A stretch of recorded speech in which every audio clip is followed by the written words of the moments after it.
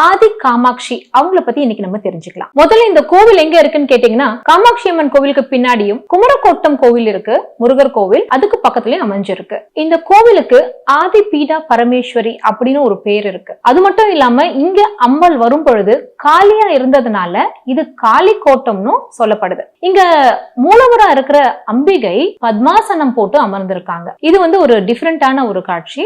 அம்பிகையோட கைகள்ல பாசம், அங்குசம், கபாலம் இதெல்லாம் இருக்கு. அம்பிகைக்கு முன்னாடி ஒரு ஸ்ரீ சக்கரம் பிரதிஷ்டை பண்ணிருக்காங்க. எதுக்காக இந்த ஸ்ரீ சக்கரம் அப்படின்னு கேட்டா, இப்ப நம்ம தலபுராணத்துக்கு போகலாம். தலபுராணத்துப்படி பண்டாசுரன் அப்படின்னு ஒரு அசுரன் ஏகப்பட்ட தொந்தரவு கொடுத்துட்டு இருந்தாங்க தேவர்களுக்கு. அசுரர்கள்னாலே அப்படித்தானே, முனிவர்களை தவம் பண்ண விட மாட்டாங்க, தேவர்களை நிம்மதியா இருக்க விட மாட்டாங்க. அந்த மாதிரி எல்லாம் பண்ணும் பொழுது இந்த தேவர்களும் முனிவர்களும் போய் சிவபெருமான் கிட்ட முறையிடுறாங்க. இப்ப சிவபெருமான் என்ன பண்றாரு, இந்த ப்ராப்ளத்தை சால்வ் பண்றதுக்கு நம்ம தேவியால முடியும், சக்தியால முடியும் அப்படின்னு சொல்லி பராசக்தி கிட்ட போறாரு. இந்த தேவர்கள் எல்லாம் பராசக்தி கிட்ட போய் முறையிட அவங்களும் இந்த பண்டாசுரனை வதம் செய்யறாங்க. வதம் செஞ்சு அப்படி ஒரு உக்கிரத்தோட இங்க இருக்காங்க. அதனாலதான் இது காளிக்கோட்டம். இந்த உக்கிரத்தை தணிக்கிறதுக்காகத்தான் இங்க ஸ்ரீ சக்கரத்தை பிரதிஷ்டை பண்ணிருக்காங்க. ஆதி சங்கராச்சாரியார் இங்க ஸ்ரீ சக்கரம் பிரதிஷ்டை பண்ணி அதுக்கப்புறம் அவங்க உக்கிரம் தணிந்து சாந்த ரூபம் எடுத்ததா நமக்கு தெரிய வருது.